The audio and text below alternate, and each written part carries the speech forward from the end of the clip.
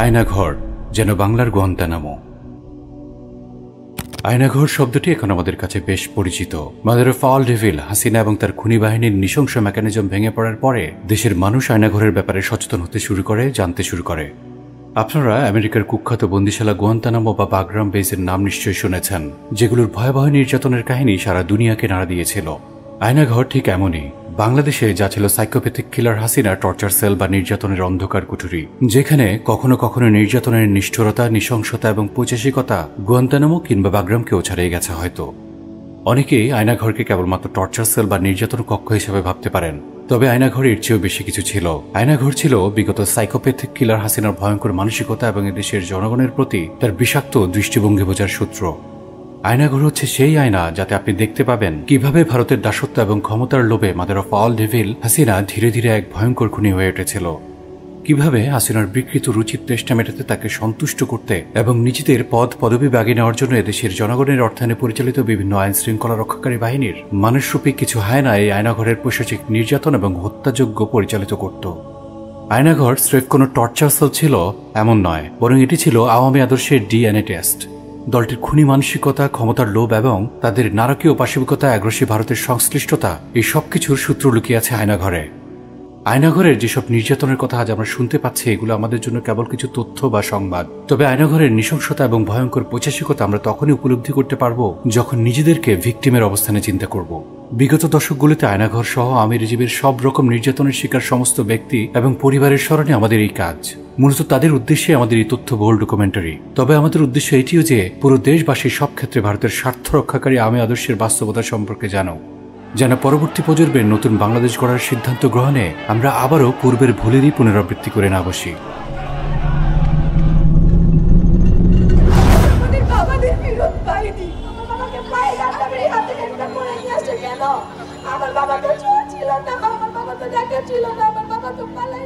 আয়নাঘর আসলে কি? আয়নাঘর একসাথে কয়েকটি মৌলিক অপরাধের প্ল্যাটফর্ম, যেমন গুম, খুন এবং অমানবিক নির্যাতন। এটি অপরাধের এমন এক প্ল্যাটফর্ম যা হাজারো অপরাধের জন্ম দিয়েছে, অসংখ্য অপরাধীর অভয়ারণ্য হয়ে থেকেছে। এটি ছিল সাইকো কিলার শেখ হাসিনার খুনের মঞ্চ। শেখ হাসিনা তার শাসন আমলে ধীরে ধীরে ভয়ঙ্কর হয়ে উঠতে শুরু করে। ক্ষমতার নেশা তাকে পিচাস বানিয়ে ফেলে, কিন্তু সে একা পিচাস হলে তো হবে না, বরং দেশে তাসের রাজত্ব কায়েম করতে, জুলুমের শাসন টিকিয়ে রাখতে তার মতোই হাজার অনুগত পিচাস লাগবে। মূলত আয়নাঘর ছিল পিচাস হাসিনা এবং তার পিচাস বাহিনীর কর্মক্ষেত্র। কেন এই আয়নাঘর? বিগত রেজিমের আমলে যে বা যারাই আওয়ামী ফ্যাসিবাদের বিরুদ্ধে দাঁড়িয়ে গেছে তাকে আয়নাঘরে নেওয়া হয়েছে। কাউকে ভারতীয় স্বার্থ বা আওয়ামী অস্তিত্বের জন্য ঝুঁকিপূর্ণ মনে হলেই তাকে নেওয়া হতো আয়নাঘরে। এমনকি দেশের সম্পদতুল্য ব্যক্তিরাও ছাড় পেত না আয়নাঘরের পৈশাচিক নির্যাতন থেকে। নিশ্চিত তথ্য না থাকার পরেও শুধুমাত্র সন্দেহের কারণে আয়নাঘরে ছুড়ে ফেলা হয়েছে নানা শ্রেণী পেশার মানুষকে। পাশবিক নির্যাতনে মৃত্যুর পর যাদের অনেকের লাশ পর্যন্ত পরিবারের কাছে ফিরিয়ে দেওয়া হয়নি। আর সৌভাগ্যবান কিছু যারা বিভীষিকাময় সে আয়নাঘর থেকে বেঁচে ফিরেছেন, তারাই হবেন এই ভিডিওতে উঠে আসা যাবতীয় তথ্যের সত্যায়নকারী। কারা ছিল এই আয়নাঘরের ভিকটিম? কেন এই আয়নাঘর? এই প্রশ্নের উত্তর আরো ভালোভাবে বুঝতে আমাদেরকে আরেকটি প্রশ্নের উত্তর খুঁজতে হবে। সেটি হলো, কারা ছিল আয়নাঘরের ভিকটিম এবং কেন? বাংলাদেশ সুপ্রিম কোর্টের আইনজীবী, বিভিন্ন রাজনৈতিক ব্যক্তিত্ব, প্রকৌশলী, ডাক্তার, ফটোসাংবাদিক, সঙ্গীত শিল্পী, প্রবাসী ব্যবসায়ী, বিভিন্ন ইসলামী ব্যক্তিত্ব, লেখক ও দায়ী, বিভিন্ন বাহিনীর ঊর্ধ্বতন কর্মকর্তা ও কর্মচারী, মানবাধিকার কর্মী সহ নানা শ্রেণী পেশার অসংখ্য মানুষকে গুম করে রাখা হয়েছিল আয়নাঘরে। কিন্তু কেন নির্বিচারে সব শ্রেণী পেশার মানুষকে আয়নাঘরের দুঃসহ স্মৃতির মুখোমুখি হতে হয়েছে? ফ্যাসিস্ট রাষ্ট্রযন্ত্রের চোখে কি ছিল তাদের অপরাধ? আসুন খোদ ভিকটিমের বক্তব্য থেকে জেনে নেওয়া যাক কোন অপরাধে তাদেরকে নেওয়া হয়েছিল আয়নাঘরে। ঘটনা 1। 2021 সালে কথিত মুজিব বর্ষ উপলক্ষে ভারতের প্রধানমন্ত্রী নরেন্দ্র মোদীর ঢাকা সফরকে ঘিরে প্রতিবাদ বিক্ষোভ দানা বেঁধেছিল আম জনতার মাঝে। নানান শ্রেণী পেশার বিক্ষুব্ধ জনতা এই সফর বাতিলের দাবি তুলে সেই সময়ে।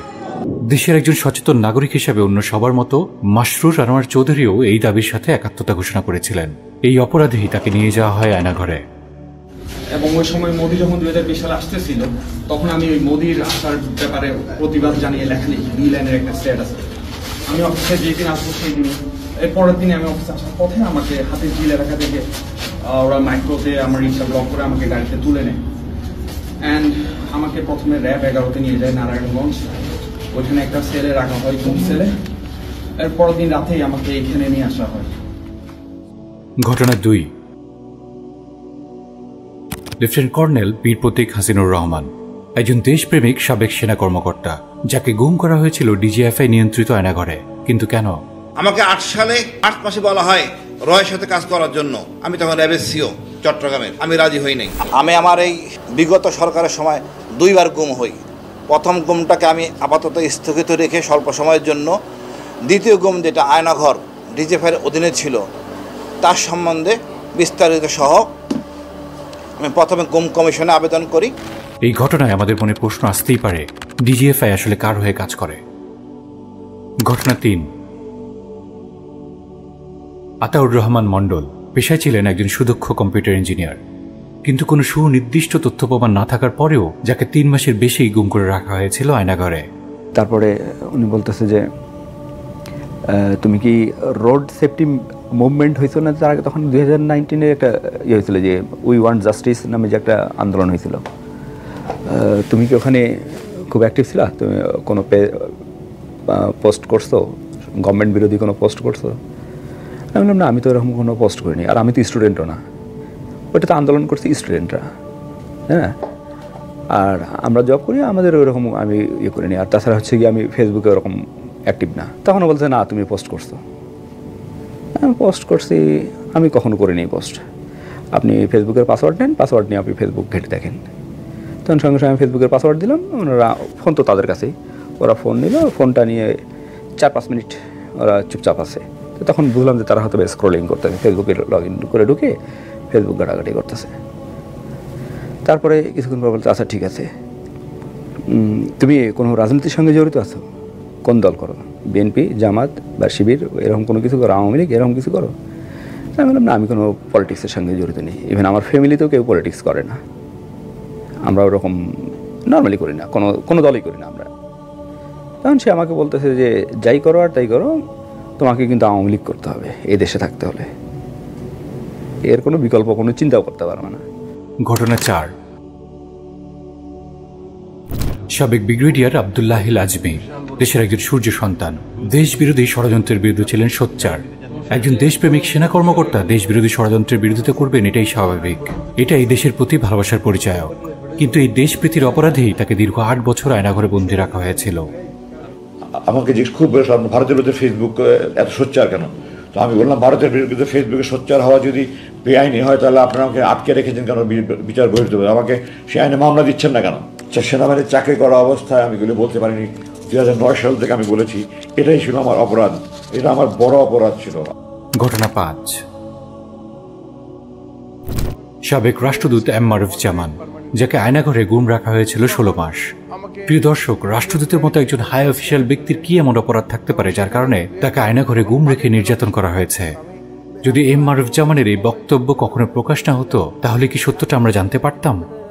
ওইখানে আমি 4.5 মাস ছিলাম। ওটাকে পরে আমি জানলাম, আমাকে 4.5 মাসের মধ্যে 3 দিন 4 দিন পরে পরে নিয়ে যায়, নিয়ে কয়েকদিন পরে পরে আমাদের কম্পিউটার থেকে প্রিন্ট করে নিয়ে আসে, বলে এগুলো আপনি লিখছিলেন? বলছে হ্যাঁ আমি লিখছিলাম।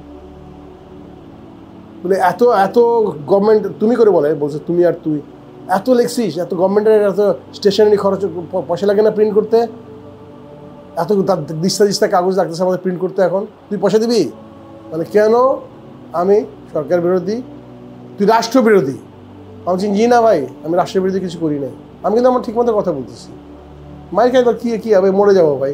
আমি রাষ্ট্রের বিরুদ্ধে কোনো কিছু করি নাই। আমি যা বলছি আমাদের স্বার্থের জন্য বলছি, এবং একটা সরকারের যে অন্যায় করেছে তার বিরুদ্ধে বলেছি। আমাদের প্রশ্ন হলো, তবে কি রাষ্ট্রের ক্ষতি হয় এমন অন্যায় এবং অপকর্মের বিরুদ্ধে কলম ধরা অপরাধ? ঘটনা 6। ইকবাল চৌধুরী একজন মুক্তিযোদ্ধা, 1971 সালে যাদের ট্যাগ না থাকলে 2024-এর জেন জেডরা দ্বিতীয় স্বাধীনতার ইতিহাস তৈরি করতে পারত না। প্রশ্ন হলো, এমন নিঃস্বার্থ সূর্য সন্তানদেরও আয়নাঘরের অন্ধকার কুঠুরিতে ছুটি ফেলা হয়েছিল কেন? কিভাবে আপনাকে ধরে নিয়ে যাওয়া হলো এবং কেন? আমি তো ফেসবুকে লেখালেখি করতাম, তো অনেকে আমাকে সাবধান করতো যে তুমি যে ধরনের লেখা লেখো এখনকার সময় আর এই যুগে, এই সরকারের সময়, শেখ হাসিনা রেজিমের সময়, তুমি সাবধান থাকো, কোন সময় যে তোমাকে মাইরে ফেলা অথবা কী করে এটা বলা যায় না। আমার সাথে মোটামুটি ফার্স্ট আলাপ হলে প্রথম দিন আমার ব্যক্তিগত আলাপ, বেতলার মধ্যে আমি বিদেশে ছিলাম, কত বছর ছিলাম, কি পড়াশোনা করছি, দেশে কেন আসলাম, তারপরে দেশে আইসা তো আপনি শুরু করলেন এই রাষ্ট্র বিরুদ্ধে প্রচারণা, প্রপাগান্ডা। ঘটনা 7। মোহাম্মদ সেলিম একজন মালয়েশিয়া প্রবাসী ব্যবসায়ী, একজন রেমিটেন্স যোদ্ধা। নির্জলা মিথ্যা অভিযোগে তাকেও তুলে নিয়ে যাওয়া হয়েছিল আয়নাঘরে। মুখোমুখি হতে হয়েছিল অমানবিক নির্যাতনের। ওই সময় আমার মানসিক অবস্থা একেবারেই আমি হতভম্ব হয়ে গেছি। আমি আসলে বুঝে উঠতে পারি না যে আমার সাথে কি হচ্ছে। তারপর আমাকে কোটওয়ালিপাড়া বা একটা জায়গার নাম বলা হয়, যেখানে আমি শেখ হাসিনার জনসভায় নাকি বোমা পুঁতে রাখছিলাম। তখন আমাকে মারধর করা হয়, লাঠি দিয়ে 2 পাশ দিয়ে আঘাত করা হয়। আমি খুব চিল্লায় চিল্লায় কাঁদতাম, কারণ আমি আসলে বুঝতেছিলাম না যে আমার সাথে কি হচ্ছে। আমি তো আসলে কল্পনাও করতে পারি নাই যে আমি একজন রেমিটেন্স যোদ্ধা, আমি একজন প্রবাসী। আমার পলিটিক্যাল পরিচয়টা হলো পরে, আমি কোন রাজনীতি করি বা আমার পরিবার কোন রাজনীতি করে। আমি দীর্ঘদিন প্রবাসে ছিলাম, আমি ছুটিতে বাড়িতে গেছি, হঠাৎ করে আমাকে তুলে আনছে। আমি আসলে হতভম্ব হয়ে গেছি যে আগে শুনতাম যে দেশে মানুষ নিখোঁজ হয়, বাট ওইটা আমার ছিল একটা আজব এক অভিজ্ঞতা। ঘটনা 8। ব্যারিস্টার আরমান আয়নাঘরের অন্ধকার কুঠুরিতে যার কেটে গেছে দীর্ঘ 8টি বছর, যাকে এই দীর্ঘ সময় সূর্যের আলো দেখতে দেওয়া হয়নি, নামাজ পর্যন্ত পড়তে দেওয়া হয়নি। কিন্তু ব্যারিস্টার আরমান কি জানতে পেরেছিলেন কোন অপরাধে তাকে গুম করা হয়েছিল আয়নাঘরে? আমি যখনই খাবার দিতে আসতে বারবার জিজ্ঞেস করতাম যে আমার ক্যান্সার কেন, তখন বলতো যে বড় স্যারদের জিজ্ঞেস করবেন। মাস পেরিয়ে 1 মাস, 2 মাস, 3 মাস হয়ে গেল, কেউ কোনো কথা বলছে না। তখন আমি বারবার বলতাম যে যখনই গলার শুনে মনে হতো যে কেউ সিনিয়র করে কেউ এসছে, যে আমাকে কেন আনাচ্ছে, আমার মধ্যে অভিযোগটা কি, অন্তত আমাকে আত্মপক্ষ সমর্থন করার সুযোগটা দাও। বলতো যে সর্বোচ্চ জায়গার আদেশ সব থেকে আনা হয়েছে। এটাই ছিল তাদের উত্তর। আমি বলতাম আমাকে বুঝলাম ছাড়বেন না, টেস্টটা ঘুরিয়ে দেন যেন 5 ওয়াক্ত নামাজটা পড়তে পারতে। বলতে দেওয়া যাবে না, আদেশ নাই। ঘটনা 9। কৃষিবিদ ফসিউল আলম, যিনি দেশ এগিয়ে যাক, উন্নত হোক এই প্রত্যয়ে কাজ করেছিলেন সবসময়, যাকে অমানসিক নির্যাতন করতে করতে জানানো হয়েছিল তাকে আয়নাঘরে নেওয়ার কারণ। তারা বলল যে আপনি কেন ফেসবুকে সরকারের বিরুদ্ধে লেখেন। আমি বললাম যে দেখেন, আমি তো এদেশের জনগণ, এদেশের মানুষ, এদেশের কৃষি, আমি যেহেতু এগ্রিকালচারিস্ট, আমি এদেশের মানুষের নিয়ে যে কোনো অন্যায়ের বিরুদ্ধে আমি লিখি, সেটা সরকারের পক্ষে যাক আর বিপক্ষে যাক। আমি জাস্ট এই কতটুকু কথা বলার প্রেক্ষাপটে তাদের একজন আমাকে প্রচণ্ড জোরে একটা থাপ্পড় মারল। ঘটনা 10। মেকানিক্যাল ইঞ্জিনিয়ার বুলবুল, যিনি ছিলেন কথিত জঙ্গি নাটকের একজন ভিকটিম। চলুন শুনে না যাক তার মুখ থেকেই। আপনি বেশ ভালোই আছেন। তো পরে আমাকে জিজ্ঞেস করতেছে যে আচ্ছা বুলবুল ভাই, আপনি এই লাইনে কীভাবে আসছেন, কে কে আছে আপনার সাথে, আপনি এই লাইন বলতে কি বোঝাচ্ছেন? আমি বললাম যে এই লাইন বলতে কি কোন লাইন বোঝাচ্ছেন, আমি তো কিছু বুঝতেছি না, আমি সাধারণ মুসলিম, আপনি কি বলতে চাচ্ছেন আমি জানি না। বলে আপনি ভালো ভালো আমাদেরকে সব বলে দেন, ইনশাআল্লাহ আপনাকে আমরা ছেড়ে দিব। প্রিয় দর্শক, আপনাদের নিশ্চয়ই মনে আছে কয়েক বছর আগে সেই জঙ্গি নাটকের ঘটনাগুলো। সামাজিকভাবে এই জঙ্গি জজুর ভাই দেখে কতটা কোণঠাসা করে রেখেছিল স্বৈরাচারী আওয়ামী রেজিম। একবার ভেবে দেখুন তো, কেমন হতো যদি আপনি হতেন সেই মিথ্যা জঙ্গি নাটকের একজন ভিকটিম। তাহলে আজ আপনার এবং আপনার পরিবারের জীবনটা কতই না দুর্বিষহ হয়ে যেত। কেন আয়নাঘরে নেওয়া হতো, এই বিষয়ে ডক্টর ইউনূসের ভাষ্য বেশ উল্লেখযোগ্য। এবং যারা নিগৃহীত হয়েছে, যারা এটা শিকার হয়েছে, তারা আমাদের সঙ্গে আছে, তাদের মুখের থেকে শুনলাম কিভাবে হয়েছে। কোনো ব্যাখ্যা নাই। এটা ব্যাখ্যা থাকলে কিছু একটা হলে মানুষ বোঝে যে এটার কারণ ছিল। এটা বিনা কারণে রাস্তা থেকে উঠিয়ে আনার মতো কথা। বিনা দোষে কতগুলো সাক্ষী সাবুত হাজির করে সেই যন্ত্র, ওই এক্সপ্লোসিভ কতগুলো গাড়ির ভিতরে ঢুয়ে দিয়ে তারা বলছে তুমি সন্ত্রাসী, জঙ্গি। এমন জঙ্গি তোকমা লাগিয়ে অসংখ্য নিরপরাধ ব্যক্তিকে গুম রাখা হতো আয়নাঘরে। চলত অকথ্য নির্যাতন। ঘটনা 11। 2015 সালে একটি মেয়েকে তার মায়ের সাথে তুলে নিয়ে যাওয়া হয় আয়নাঘরে, যখন তার বয়স ছিল 11 বছর। এই ছোট্ট মেয়েটির সামনেই তার মাকে নির্দয়ভাবে নির্যাতন করত কিছু অমানুষ। পরবর্তীতে মেয়েটি বেঁচে ফিরে গোপন বন্দিশালা থেকে, কিন্তু মুক্তিপণ দিয়েও মুক্তি মেলেনি তার মায়ের। বেঁচে থাকার একমাত্র অবলম্বন মাকে আজও খুঁজে পায়নি মেয়েটি। আমাদের জানা প্রয়োজন কেন তাদের আয়নাঘরে নিয়ে যাওয়া হয়েছিল। আমাদের হ্যাঁ টাকার জন্য করতে পারে, কিন্তু আমাদের আম্মুর অত টাকাও নাই। মানে আমার ওরা তো বলতেছে যে গাড়িতে বলতেছিল যে টাকার সম্পত্তি, আর আমার আম্মুর নানা একটু সম্পদ আছে এরকম, ওটাই বলতেছিল বারবার, মানে সব আমার আম্মু কামেছিল। অন্তর্বর্তীকালীন সরকারের উপদেষ্টা আসিফ মাহমুদ এবং নাহিদ ইসলামকেও গুম করা হয়েছিল আয়নাঘরে। আয়নাঘর পরিদর্শনের সময় তাদের গুম করে রাখা আয়নাঘর শনাক্ত করেছেন তারা। বিভিন্ন ইসলামী ব্যক্তিত্বকে আয়নাঘরে নেওয়া হতো স্রেফ তাদের দৃঢ় ইসলামী চিন্তাধারা এবং সত্যনিষ্ঠ বক্তব্যের কারণে। ইমানি দায়িত্ব থেকে কখনো তাদের বক্তব্যে থাকতো চিরশত্রু ভারতের বিরোধিতা, কখনো থাকতো আওয়ামী ফ্যাসিবাদের বিরোধিতা, কখনো বা এই জনপদের মুসলিমদের প্রতি ইসলামী আকিদা বিশ্বাস ও আদর্শের আহ্বান। আওয়ামী সন্ত্রাসী বাহিনীর হাতে আয়নাঘরে ইসলামপন্থী ব্যক্তিত্ব, আলেম উলামাদের সঠিক সংখ্যা জানা কঠিন, কারণ রাষ্ট্র কাঠামো এবং মিডিয়া ইসলামোফোবিয়াকে খুব সযত্নে গ্রহণ করেছিল। এই জন্য ইসলামপন্থী ব্যক্তিদের নির্যাতন, জুলুম, গুম এবং খুন তাদের লেন্সে ধরা পড়ত না। তবে কোনোভাবেই এড়ানো যায়নি এমন কিছুর নাম হচ্ছে মুফতি জুবাইর রহমান, মুফতি মাহমুদ হাসান গুনভি, মাওলানা রফিকুল ইসলাম মাদানী, ইসলামী লেখক আবু তাসমিয়া আহমদ রফিক গুম হওয়ার ঘটনাগুলো। এছাড়াও নাম না জানা অসংখ্য ধার্মিক তরুণ যুবককে মিথ্যা জঙ্গি নাটক সাজিয়ে উঠিয়ে নেওয়া হতো আয়নাঘরে। আয়নাঘর হয়ে উঠেছিল জঙ্গি নাটক বানানোর বিশাল মঞ্চ। রেজিম প্রশাসনের যখনই কোনো কথিত জঙ্গির প্রয়োজন হতো, তখনই আওয়ামী সন্ত্রাস বাহিনী নিরীহ মুসলিমদের ধরে এনে আয়নাঘরে রাখত আর নির্যাতন করে মিডিয়ার সামনে জঙ্গি হিসাবে পেশ করত। আমরা দেখতে পাচ্ছি ভারতের অনুগত আওয়ামী রেজিমের দৃষ্টিতে ভারত বিরোধিতা এবং আওয়ামী জুলুমতন্ত্রের বিরোধিতাই ছিল কাউকে অপরাধী বানানোর প্রধান মাপকাঠি। এই মাপকাঠিতেই সাধারণ পেশাজীবী ব্যক্তিদেরকে বলা হতো রাষ্ট্রদ্রোহী, আর ইসলামী আদর্শের কেউ হলে সে হতো জঙ্গি। এই ন্যারেটিভের উপরই এক যুগের বেশি সময় ধরে টিকেছিল ফ্যাসিস্ট আওয়ামী আয়নাঘরের আদর্শ। কেমন ছিল আয়নাঘরের নির্যাতন? আয়নাঘরে গুম করার পরে পৈশাচিক এবং নিকৃষ্ট কায়দায় অত্যাচার শুরু হতো। অত্যাচারের মাধ্যমে অভ্যর্থনা জানানো হতো বন্দীদের। নিকৃষ্ট এবং যন্ত্রণাদায়ক পন্থায় অত্যাচার করাই ছিল নাকি তাদের অভ্যর্থনা জানানোর পদ্ধতি। আর ওখানে সবাই গিয়ে আমাকে সেদিন প্রথম দিন বলেছিল যে আমরা সবাই কিন্তু এখানে অভ্যর্থনা জানাই একটা বয়েল ডিম পাশে দিয়ে ঢুকাই দিয়ে।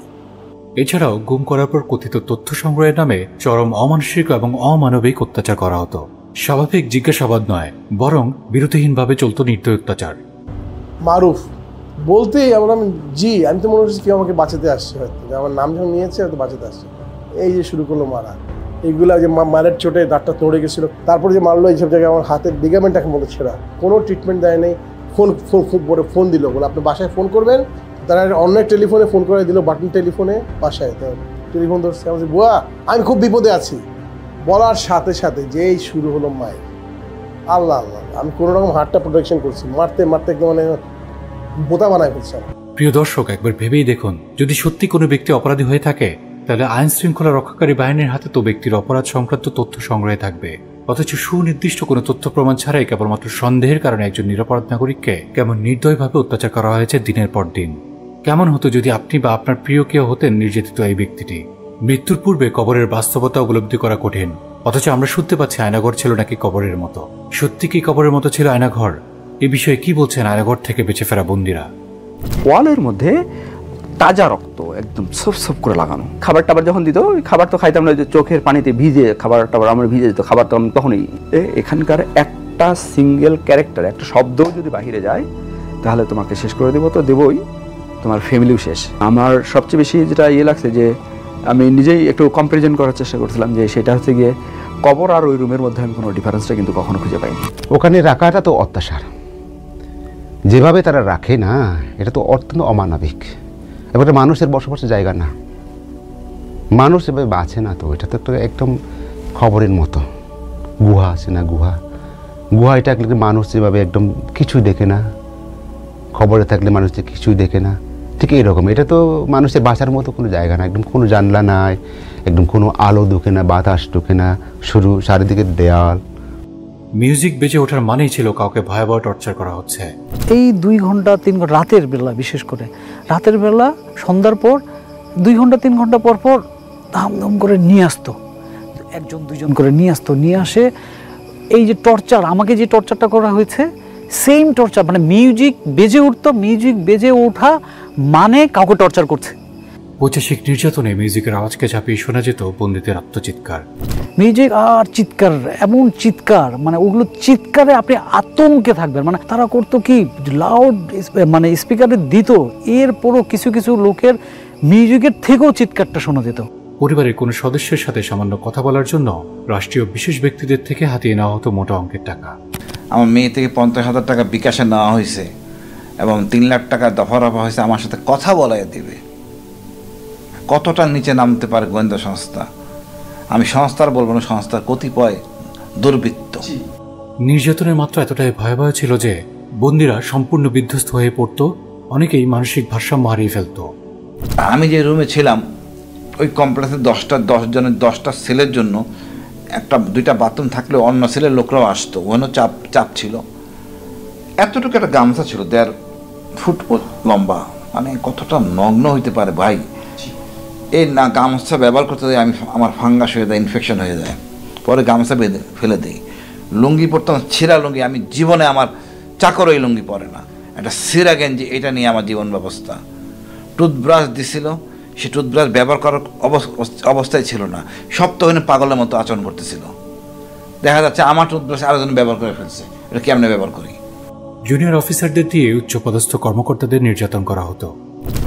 আমাকে তো চরমভাবে মারা হয়েছে প্রথম দিন, এবং আমি বিধ্বস্ত অবস্থা করে ফেলছি। আমার বয়স তো কম হয় নাই।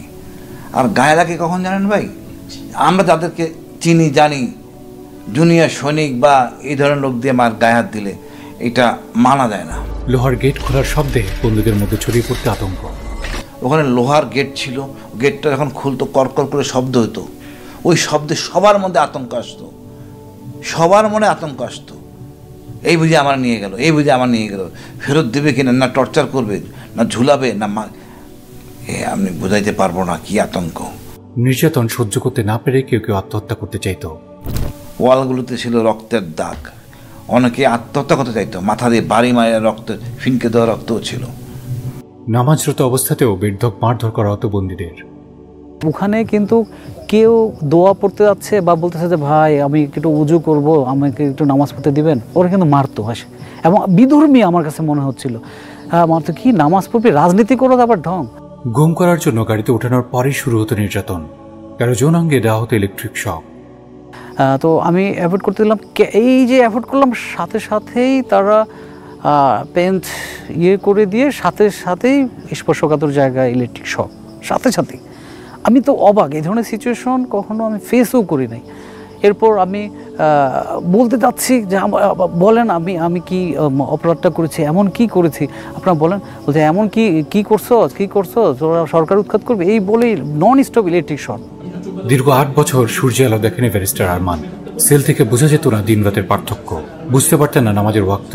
এই জীবন যেন এক কবর। তারা আমাকে চোখ বেঁধে দিল। এই ছিল আমার 8 বছরের অন্ধকারের জীবনের শুরু। আমি 8 বছর সূর্যের আলো দেখিনি। তারা আমাকে যে সেলে রেখেছিল সেখানে বুঝতে পারতাম না বাইরে কি দিন আর রাত। আমরা কোথায় আছি আমাদের বলতো না, আচ্ছা কি দিন তারিখ বলতো না, সময়টা বলতো না। আমি বলতাম দেখেন আমি একটু নামাজটা পড়তে চাই, আমাকে নামাজের সময়টা বলেন, বলতো বলা যাবে না, আদেশ। আমার কাছে মনে হতো যে আমাকে জীবন্ত কবর দিয়ে দেওয়া হয়েছে। আমার কাছে মনে হতো যে মৃত্যু এর চেয়ে ভালো। 8 বছরের অভিজ্ঞতা আমার কাছে মনে হতো যে মৃত্যু হলো অত্যন্ত এই কষ্ট থেকে মুক্তি পেত। এবং দীর্ঘ 8 বছর আমি যা দেখেছি যে এটা সুচিন্তিত হবে, সুপরিকল্পিত হবে, নিয়মতান্ত্রিক ভাবে এই বন্দিশালার বন্দীদেরকে এমন আচরণ করা হতো যেটা মৃত্যুর চেয়েও খারাপ অভিজ্ঞতা দেওয়া হতো। আয়নাঘরের বিভীষিকাময় নির্যাতনের এমন বর্ণনা দিতে গিয়ে কেউ ফুফিয়ে, কেউ অঝরে কেঁদে ফেলেছেন, কেউ আবার ট্রমাটাইজড হয়ে যাচ্ছেন। আয়নাঘর থেকে বেঁচে ফিরে আসা অনেকের শারীরিক এবং মানসিক সুস্থতা ফিরিয়ে আনতে রিহ্যাবিলিটেশনের দরকার আছে, এমন মন্তব্য করেছেন নির্যাতিতদের কেউ। তাদের একজন আমাকে প্রচণ্ড জোরে একটা থাপ্পড় মারল। আমার কানের এখানে বরাবর। আমি সম্ভবত সামনে একটা টেবিল ছিল, আমার চোখ বন্ধ, আমি ঠিক বলতে পারবো না। ওই টেবিলের মধ্যে আমি পড়ে গেলাম। তো আমাকে কানে ক্লিপ পরানো হলো, 2 কানে ক্লিপ পরায় বোধহয় 15-20 সেকেন্ড ইলেকট্রিক শক প্রথম দিনে।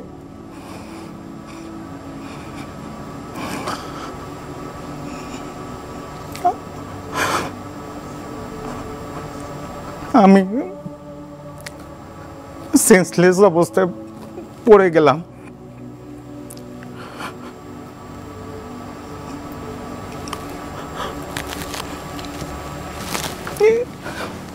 এরপর ওই মাটিতে থাকা অবস্থায় তারা একজন বুট দিয়ে আমার হাতের উপরে, হাতের তালুর উপরে একজন মেলে রাখলো, আর কেউ একজন লাফাচ্ছিল।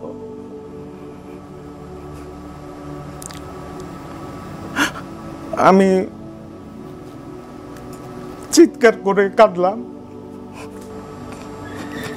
আসলে এই ঘটনাগুলি বলতে গেলে আমি ট্রমাটাইজড হয়ে যাই। আমার মেয়েটা আমরা জুতো আমার পিছু পিছু নিয়ে ছিল, বাবা তুমি খালি পেয়ে যাচ্ছ, খালি পেয়ে যাচ্ছ। আমি, আমার পরিবার, আমার সন্তানের সবাই ট্রমাটাইজড।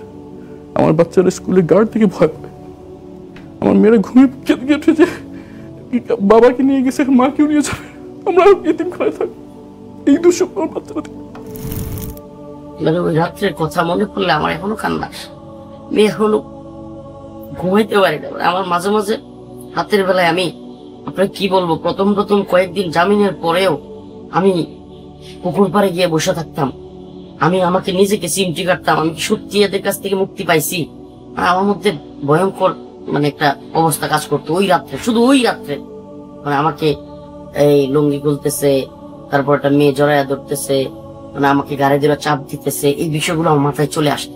আমার মা আমার জন্য এরপর 3 বছর কাঁদতে কাঁদতে আমাকে নাকে দেখে চলে গেছে। এই জালেমরা, আমার বাবা মারা গেছে, আমার বড় 5 ভাই কাটতে যায়নি, আমার মা মারা গেছে, 6 ছেলে, একজনও সামনে ছিল না। আমি মায়ের অন্ধর লাঠে ছিলাম, আমার জন্য কাঁদতে কাঁদতে হাহাকার করে আমার মা চলে গেছে, আমি কাটতে জানি। আর যেন কোনো মায়ের বুক খালি না হয়, আর যেন মায়ের কান্না না হয়, আপনারা দয়া করে ব্যবস্থা করেন। আয়নাঘর প্রসঙ্গে পরিদর্শকদের বক্তব্য। উন্মুক্ত হওয়ার পূর্বে আয়নাঘরগুলোর অসংখ্য আলামত ইতিমধ্যে নষ্ট করা হয়েছে, কিন্তু আলামত নষ্ট হওয়া সেই সেলগুলো পরিদর্শন শেষেই বিস্ফোরক মন্তব্য করেছেন বিভিন্ন পরিদর্শক, এমনকি খোদ প্রধান উপদেষ্টা ডক্টর মোহাম্মদ ইউনূসও। এখান থেকে অনুমান করা যায় কতটা নৃশংস এবং ভয়ঙ্কর ছিল আমি আদর্শে লালিত আয়নাঘর। আসুন পরিদর্শকদের মুখ থেকেই শোনা যাক সেই বর্ণনা। হরর মুভি আপনারা দেখেছেন, হরর মুভিতে যে সমস্ত হরর দৃশ্য আমরা দেখি, আমরা ভিজিট করে প্রধান উপদেষ্টা সহ আজকে যে দৃশ্যগুলো তারা দেখেছি, এগুলো হরর মুভিকে ছাড়িয়ে যাবে। হরর মুভিতে কাল্পনিক জিনিস দেখানো হয়, এটা বাস্তব। এটা মানুষের মনুষ্যত্ববোধ বলে কোনো জিনিস যা আছে সেটার থেকে বহু গভীরে নিয়ে গেছে, এটা নিশ্চিহ্ন করার জন্য। মনুষ্যত্ববোধ যেন কারো না থাকে, নৃশংস অবস্থা। প্রতিটি জিনিস যে হয়েছে এখানে, যতটাই শুনি অবিশ্বাস্য মনে হয়। এটা কি আমাদেরই জগৎ, এটা কি আমাদেরই সমাজ, আমরা এটা করলাম। আইএমএ জাহেলিয়াত বলে একটা কথা আছে। এই গত সরকার এই আইএমএ জাহেলিয়াতকে প্রতিষ্ঠিত করে গেছে সর্বক্ষেত্রে। এটা তার একটা নমুনা। এইটা যে কত নিষ্ঠুর, কত বর্বর, এটা যে একমাত্র ভুক্তভোগী জানেন। আমরা পরিদর্শন এবং ভুক্তভোগীর কাছ থেকে কথা শুনে যেটা বুঝেছি, এটা আমরা কল্পনাও করতে পারি না। আয়নাঘরের ভয়াবহ চিত্র দেখে শত্রু রাষ্ট্র ভারতের সাংবাদিক পর্যন্ত বিস্মিত হয়েছেন। ইনস্ক্রিপ্ট নামক গণমাধ্যমের সম্পাদক অর্কদেব আয়নাঘর নিয়ে ফেসবুকে একটি স্ট্যাটাস দিয়েছেন। আয়নাঘরে পাওয়া বৈদ্যুতিক চেয়ারের একটি ছবি পোস্ট করে ফেসবুকে তিনি লেখেন, এই চেয়ারটা দেখে রাখা জরুরি। ফ্যাসিবাদের জননী শেখ হাসিনার আয়নাঘরের একটি কক্ষে রাখা হতো এই চেয়ার। হাই ভ্যালু বন্দীদের ইলেকট্রিক শক দিতে ব্যবহার করা হতো এই চেয়ার। আয়নাঘরের গডফাদাররা। ভারতের বাংলাদেশ বিরোধী গুপ্তচর ভিত্তি অনেকটা ওপেন সিক্রেট। বাংলাদেশের গোয়েন্দা সংস্থাগুলো রয়ের অপতৎপরতা সম্পর্কে জানে, কিন্তু ভারতের অনুকূলে থাকা বাংলাদেশের রাজনৈতিক সরকার দেশের গুরুত্বপূর্ণ গোয়েন্দা সংস্থাগুলোকে রয়ের অপতৎপরতায় বাধা দিতে নিষেধ করে। জাতীয় নিরাপত্তা সংস্থা বা এনএসআই এর সাবেক মহাপরিচালক ব্রিগেডিয়ার জেনারেল আমিনুল হক বীর উত্তমের মতে, বাংলাদেশে এমন কোনো ক্ষেত্র নেই যেখানে র হাত পারেনি। তবে রাজনৈতিক দলগুলোতে অনুপ্রবেশের ক্ষেত্রে পতিত আওয়ামী লীগের রয়ের অনুপ্রবেশ ঐতিহাসিক কারণেই সবচেয়ে বেশি। কিন্তু আমাদের প্রশ্ন হলো, বাংলাদেশের গোয়েন্দা সংস্থাগুলোর মধ্যে ভারতীয় গোয়েন্দা সংস্থার রয়ের প্রভাব কেমন? বিগত শাসনামলে রাষ্ট্রীয় সন্ত্রাসী বাহিনীগুলোর দ্বারা যে ত্রাসের রাজত্ব কায়েম করেছিল mother of all devil Sheikh Hasina, সেখানে রয়ের ভূমিকা কেমন ছিল? আসুন কিছু তথ্য বিশ্লেষণ করে দেখা যাক। অ্যানালাইসিস বিডির জরিপে দেখা যায়, বাংলাদেশের 65% মানুষ বিশ্বাস করে দেশের রাজনৈতিক গুমের সাথে প্রতিবেশী রাষ্ট্রের গোয়েন্দা সংস্থার র জড়িত। তাদের মর্জি মতো এদেশের বিরোধী দলীয় রাজনৈতিকদের গুম, ক্রসফায়ার ও গ্রেফতার করা হয়। বিএনপি নেতা সালাহ উদ্দিন আহমেদ গুম হওয়ার বেশ কিছুদিন পর তাকে ভারতের শিলং থেকে উদ্ধার করা হয়। অথচ প্রত্যক্ষদর্শীরা দেখেছেন কালো সন্ত্রাসী র্যাপিড অ্যাকশন ব্যাটালিয়ন তাকে তার নিজ বাসা থেকে তুলে নিয়ে গেছে। জামায়াত নেতা মাওলানা দেলোয়ার হোসেন সাইদির মামলার একজন সাক্ষীর ব্যাপারেও এমন ঘটনা ঘটেছে।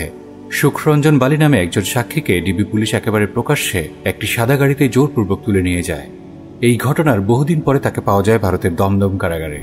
প্রিয় দর্শক, আওয়ামী সন্ত্রাসী বাহিনীর হাতে গুম হওয়া ব্যক্তিগুলো নিশ্চয়ই বাতাসে ভেসে ভারতে চলে যায়নি, বরং তাদেরকে ভারতীয় গোয়েন্দা সংস্থা রয়ের নির্দেশ এবং তত্ত্বাবধানেই ভারতে নিয়ে যাওয়া হয়েছিল। অফিসাররা বলেছেন যে এই গুম এবং খুনের সাথে পতিত স্বৈরাচার শেখ হাসিনা ছিল, তার অর্ডারে এগুলো হয়েছে। তবে আয়নাঘরে কাকে নেওয়া হবে, কাকে কোন বাহিনীর আয়নাঘরে রাখা হবে, এগুলোর নির্দেশ আসতো মূলত 3টি পর্যায় থেকে। প্রথমত ভারতের নির্দেশ, যা রয়ের তত্ত্বাবধানে পরিচালিত হতো। 28 বছর চাকরিতে আমার কোনো অপরাধ নাই, আপনি হঠাৎ করে আমার বিরুদ্ধে এত সব অপরাধ আনলেন। আসলে এটা ক্ষোভ, ভারতকে খুশি করা, আর সব কিছুর পিছনে চলে যান Tarek Siddiqui. Mother of all devil Sheikh হাসিনার নির্দেশে, স্বরাষ্ট্রমন্ত্রী সহ হাই ফিগার আওয়ামী নেতাদের নির্দেশে অসংখ্য আয়নাঘর পরিচালনা করত রাষ্ট্রের শীর্ষ সন্ত্রাসী বাহিনীগুলো। আয়নাঘরের সংখ্যা সম্পর্কে প্রধান উপদেষ্টার প্রেস সচিবের বক্তব্য হচ্ছে, বাংলাদেশে যত আয়নাঘর আছে প্রত্যেকটা খুঁজে বের করা হবে।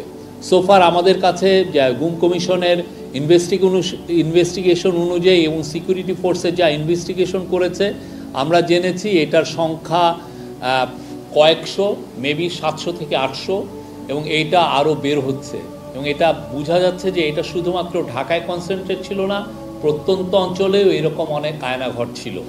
এবং শুধু ঢাকায় না, বরং অবিশ্বাস্যভাবে পুরো দেশ জুড়েই গড়ে তোলা হয়েছিল অসংখ্য আয়নাঘর। বাংলাদেশে আপনাদের শুধু ঢাকা নিয়ে ভাববেন না, প্রত্যেকটা জায়গায় জেলায় এই ধরনের আয়নাঘরের সন্ধান আমরা পেয়েছি। এত বিপুল সংখ্যক গোপন টর্চার সেলের মধ্যে আমরা একেবারে মূল কিছু কেন্দ্র সম্পর্কে দর্শকদের জানিয়ে রাখা সমুচিত মনে করছে। ডিজিএফআই এর প্রধান কার্যালয়, মূলত এখান থেকেই আয়নাঘর নামক আওয়ামী কালচারের জন্ম। CTTC, Mintu road, ground floor সহ বিভিন্ন ফ্লোরে আয়নাঘর রয়েছে। জঙ্গি নাটক সবচেয়ে বেশি এরাই সাজিয়েছে। ডিবি কার্যালয়ের পাশে হওয়ার কারণে সিটিটিসি এর নাম কম আসত, কিন্তু এরাই ছিল গুম ক্রসফায়ারের mastermind. DB office, Mintu road, হারুনের ভাতের হোটেল নামে পরিচিত। অ্যান্টি টেরোরিজম ইউনিট, সংক্ষেপে ATU, বারিধারা, টাকলা মনিরুলের হাতে গড়া। এরা 15 থেকে 16 বছরের বাচ্চাদের ধরে এনে গুম এবং নির্যাতন করে 164 ধারায় জবানবন্দি নিত। আশ্চর্যজনকভাবে এদের নাম এখনো কোথাও আসেনি। র্যাব হেডকোয়ার্টার, উত্তরা এয়ারপোর্টের পাশে। এখানকার বন্দীরা বিমানে ওঠানামার শব্দ শুনত। র্যাব 1, উত্তরা এয়ারপোর্টের পাশে, বাইতুস সালাম মাদ্রাসার পাশে অবস্থিত। RAB 2, Bosila, Mohammadpur. RAB 4, Kalyanpur, Mirpur. RAB 7, ওয়াসারগলি, চট্টগ্রাম। ধারণা করা হয় ইলিয়াস আলীকে এখানে নিয়েই হত্যা করা হয়েছিল। র্যাব 11, নারায়ণগঞ্জ। র্যাব 15, কক্সবাজার। এছাড়াও র্যাবের প্রতিটি বিভাগীয় কার্যালয়ে আয়নাঘর থাকার প্রবল সম্ভাবনা। আয়নাঘর ইস্যুতে কেন পাশ কাটিয়ে যাওয়া হচ্ছে সিটিটিসি প্রসঙ্গ। প্রিয় দর্শক, খেয়াল করেছেন হয়তো আয়নাঘর ইস্যুতে ডিজিএফআই এবং র্যাবের কথা সামনে আসলেও সিটিটিসি প্রসঙ্গ কৌশলে পাশ কাটিয়ে যাওয়া হচ্ছে। কিন্তু কেন সিটিটিসি এর মূল কারিগর এবং যাবতীয় জঙ্গি নাটকের প্রধান ষড়যন্ত্রকারীদের প্রসঙ্গ আলোচনায় আসছে না? কেন সিটিটিসি এর সাবেক 2 প্রধান মনিরুল ইসলাম ও আসাদুজ্জামান এবং সাবেক অতিরিক্ত উপকমিশনার আতিকুর রহমান ও সাবেক সহকারী পুলিশ কমিশনার শফিকুল ইসলামের অপরাধ নিয়ে কথা বলা হচ্ছে না? অথচ প্রকাশিত তথ্যগুলো থেকে এটা সুনিশ্চিত হয়ে গেছে যে আয়নাঘরের বন্দীদের একটি বড় অংশ ছিল জঙ্গি নাটকের বলি। চাঁদা আদায়ের জন্য জঙ্গি বানিয়ে ক্রসফায়ারের ভয় দেখে উঠিয়ে নিত সাধারণ মানুষদের, যাদের অনেককে রাখা হতো সিটিটিসি নিয়ন্ত্রিত আয়নাঘরে। তাহলে কেন এমন দাগী অপরাধীদের আতুর ঘর সিটিটিসিকে আলোচনায় আনা হচ্ছে না? উত্তর খুঁজতে আসুন একটু পেছন ফিরে দেখা যাক। 2016 সালে যুক্তরাষ্ট্রের সাবেক পররাষ্ট্রমন্ত্রী ঢাকায় জন কেরি একটি সংক্ষিপ্ত সফর করেন। উক্ত সফরে সাংবাদিকদের এক প্রশ্নের জবাবে তিনি বলেন, সন্ত্রাস ও জঙ্গিবাদের বিরুদ্ধে লড়াইয়ে বাংলাদেশের সাথে একত্রে কাজ করবে যুক্তরাষ্ট্র। এই ব্যাপারে 2 দেশ বাড়তি পদক্ষেপ নেবে, যাতে উভয় দেশের গোয়েন্দা সংস্থা এবং নিরাপত্তা বাহিনী একসঙ্গে কাজ করতে পারে। পরবর্তীতে কথিত সন্ত্রাস দমন খাতে বাংলাদেশকে মোটা অঙ্কের আর্থিক সহায়তা প্রদান করে বিশ্বের সবচেয়ে বড় সন্ত্রাসী রাষ্ট্র আমেরিকা। একটি গোপন সূত্রে জানা গেছে এই সহায়তা ছিল প্রতি বছর প্রায় 3000 কোটি টাকা, যার মূল অংশ চলে যেত সিটিটিসি এর অধীনে। একটু খেয়াল করলে দেখবেন 2017 এবং 18 সালের সবচেয়ে বেশি জঙ্গি মামলা এবং গুমের ঘটনা ঘটেছে, কারণ তখন এই খাতে আমেরিকার সরাসরি অর্থায়ন ছিল। এর পরের বছরগুলোতে মামলা গুম সবই কমতে শুরু করে, কারণ তখন অর্থায়ন বন্ধ হয়ে গেছে। 2023 এবং 24 সালে এসে কথিত জঙ্গি নাটকের মঞ্চায়ন প্রায় বন্ধ হয়ে যায়। 2016 থেকে 2022 সালের মধ্যে টানা প্রায় 5 বছর মনিরুল আসাদুজ্জামানরা সিটিটিসি এর অধীনে অসংখ্য জঙ্গি নাটক মঞ্চস্থ করেছে। নাম না জানা অসংখ্য ধার্মিক নারী পুরুষকে জঙ্গি তকমা দিয়ে যখন তখন উঠিয়ে নিয়ে গেছে, গুম করে রেখেছে আয়নাঘরে। যদি এই আলোচনাকে আমরা সামনে না নিয়ে আসি তাহলে সিটিটিসি এর কালো অধ্যায় চাপা পড়ে যাবে। হতে পারে আড়ালে থেকে যাওয়ার কারণে অসংখ্য ভাই বোনের বন্দী জীবন আরো দীর্ঘায়িত হবে, অথবা তথ্য অপ্রকাশিত থাকার কারণে গোপনে ঘটে যাবে আরেকটি গণহত্যা। আরেকটি তথ্য জানিয়ে রাখছি আমরা, অন্তর্বর্তীকালীন সরকার দায়িত্বে আসার পর চলতি বছরের জানুয়ারি মাসে FBI এর একটি প্রতিনিধি দল কাউন্টার টেরোরিজম ইউনিট তথা সিটিটিসি পরিদর্শন করেন। মজার বিষয় হলো কথিত জঙ্গিবাদ দমনের ব্যাপারে পূর্বের মতোই সিটিটিসি-কে আশ্বাস দিয়েছে তারা। পরিদর্শনকালে FBI এর প্রতিনিধি দল সিটিটিসি কর্মকর্তাদের কর্মদক্ষতা বৃদ্ধি এবং সন্ত্রাসবাদ ও আন্তর্জাতিক অপরাধ মোকাবেলায় বিভিন্ন বিশেষায়িত প্রশিক্ষণ প্রদানের ধারাবাহিকতা বজায় রাখতে আগ্রহ প্রকাশ করেন। বেশ মজার, তাই না? সিটিটিসি বিগত রেজিম আমলে জঙ্গি নাটক মঞ্চায়ন, দৃশ্যায়নের অন্যতম পরিচালক, অথচ তাদের নিয়ে কোনো আলোচনা নেই। আয়নাঘর উন্মোচনে কেন এত দেরি? সরকার পতনের পরপরই আয়নাঘর ইস্যুতে লোমহর্ষক সব তথ্য বের হতে থাকে। এমন এমন ঘটনা সামনে আসে যে এই ইস্যু নিয়ে বিলম্ব করার কোনো সুযোগই ছিল না। কিন্তু তারপরেও কি কারণে আয়নাঘর উন্মোচনে এত দেরি করা হলো? কার স্বার্থে এবং নির্দেশে আলামত মুছে ফেলার সুযোগ দেওয়া হলো? গুমের সাথে সংশ্লিষ্টতা লুকাতে DGIF এর জয়েন্ট ইন্টারোগেশন সেলের প্রমাণাদি গত 5 আগস্টের পর নষ্ট করা হয়েছে বলে জানিয়েছে গুমের ঘটনা তদন্তে গঠিত কমিশন। কমিশন আরও জানায়, প্রমাণ নষ্ট করার এবং অসহযোগিতার এমন ধরন শুধু DGIF এর নয়, অন্যান্য নিরাপত্তা বাহিনীগুলো গত 15 বছর ব্যবহার করেছে। এটি শুধু তারাই নয় যারা গত 5 আগস্ট পর্যন্ত ক্ষমতায় ছিল এবং নিজেদের অপরাধ লুকাতে চেয়েছিল, এবং পরবর্তীতে যারা বিভিন্ন শীর্ষ পদে বসেছে তারাও করেছে। কমিশনের এই তথ্য মতে এটি নিশ্চিত যে বর্তমানে ভারতপন্থী এবং আওয়ামী আদর্শের যারাই রাষ্ট্রের বিভিন্ন শীর্ষ পদে আছে তারাই মূলত আয়নাঘরের আলামত মুছে ফেলার সুযোগ করে দিয়েছে। এমনকি আমরা এখন এও জানি আয়নাঘরে বিস্ফোরক রাখা হয়েছিল তদন্ত কর্মকর্তাদের হত্যা করার জন্য। এই যে এরকম চেয়ারের নিচে যে গদিটা থাকে না, ফোমওয়ালা চেয়ারটা ভেঙে ফেললে শুধু গদিটা ফ্লোরের মধ্যে পড়া। ও কি করলো, এই বালতিটা ওই গদিওয়ালা চেয়ারের উপরে ঢালার চেষ্টা করছে, ঢালছে আর কি। আমি পাশে দাঁড়ানো, ঢালা মাত্রই দেখছি যে লাল টেপ মোড়ানো বড় বড় 5টা বোমা বেরিয়ে আসছে, সাথে তার লাগানো টাইমার। আমাদের পর্যালোচনা হলো DGFI নিয়ন্ত্রিত আয়নাঘরের আলামত নষ্ট করা এবং সিটিটিসি প্রসঙ্গ এড়িয়ে যাওয়ার পেছনে সবচেয়ে বড় স্বার্থ ছিল ভারতের। কেননা আয়নাঘর ইস্যুতে ভারত তাদের স্পর্শকাতর তথ্য প্রকাশ হতে দেবে না, এটাই বাস্তব। তবে সার্বিক পর্যালোচনা থেকে অনুমান করা যায় আলামত মুছে ফেলতে মূলত 4টি কারণে ইচ্ছাকৃত বিলম্ব করা হয়েছে। DGFI ইস্যুতে ভারতের সম্পৃক্ততার প্রমাণ গোপন করা, সিটিটিসি ইস্যুতে কথিত জঙ্গিবাদ ইস্যু এড়িয়ে যাওয়া, আয়নাঘরগুলোতে থাকা বন্দীদের সরিয়ে ফেলা অথবা হত্যা করা, ভয়াবহ নৃশংসতার সত্যতা আড়াল করতে কাঠামোগত পরিবর্তন সম্পন্ন করা। আয়নাঘর উন্মোচন পরবর্তী সময়ে অপরাধীদের প্রতিক্রিয়া এবং বর্তমান অবস্থা কেমন?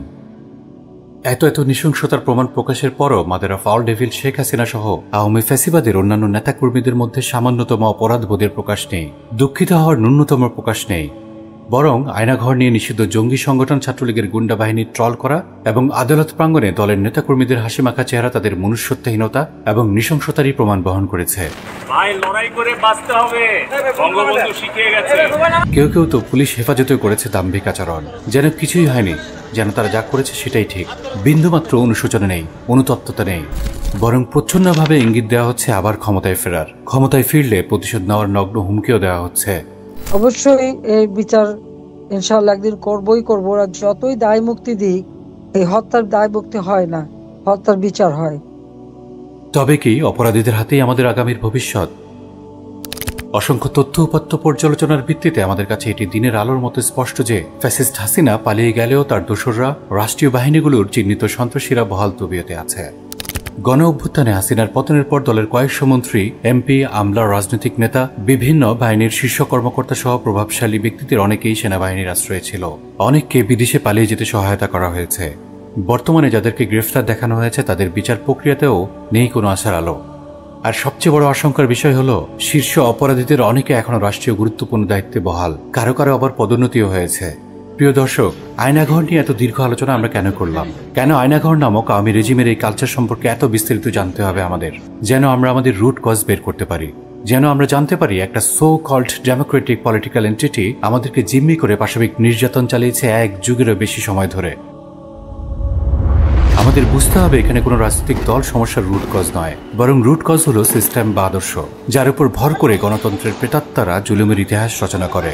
গণতন্ত্রের প্রভুদের হাতে তৈরি এই সিস্টেমের উপর ভর করেই আমাদেরকে দাস বানিয়ে রাখা হয়। এই সিস্টেমকে ব্যবহার করে আমাদের ব্যক্তি স্বাধীনতা, বাক স্বাধীনতার কবর দেওয়া হয়। যদি এই সিস্টেমের এই আদর্শের পরিবর্তন করা না হয়, তাহলে হাজারো হাসিনা পালিয়ে যাবে। পরিবর্তে হাজারো হাসিনা জুলুমের ছড়ি হাতে ক্ষমতার মসনদে বসে যাবে। দলের পরিবর্তন হবে, তবে পুরনো জুলুমের আদর্শের উপরই আরেকটি দল আসবে। আয়নাঘরের নাম মুছে যাবে, কিন্তু আয়নাঘরের কালচার অন্য নামে আবির্ভূত হবে। এই সিস্টেমের উপর দাঁড়িয়েই পরবর্তী দল জুলুমের ইতিহাসে নতুন মাত্রা যোগ করবে। তাই তিক্ত বাস্তবতা হলো, সমস্যার মূল কারণ নির্ণয় করতে এবং সমাধানের সঠিক বিকল্প নির্ধারণ করতে যদি আমরা ব্যর্থ হই, তাহলে আমাদের জন্য রয়েছে এক সতর্কবার্তা। জেনে রাখুন, জুলুমের এই সিস্টেম যদি অপরিবর্তিত থাকে, তাহলে অপরাধীদের হাতেই বাংলার দ্বিতীয় প্রজন্মের স্বাধীনতা গচ্ছিত হয়ে যাবে। সাবধান, তাই যদি হয় তাহলে জেনে রাখুন, এর ভয়াবহতা এবং নৃশংসতা গত 15 বছরের ইতিহাসকেও ছাড়িয়ে যাবে। নিজেকে প্রশ্ন করুন, তবে কি অপরাধীদের হাতেই থেকে যাবে আমাদের আগামীর ভবিষ্যৎ?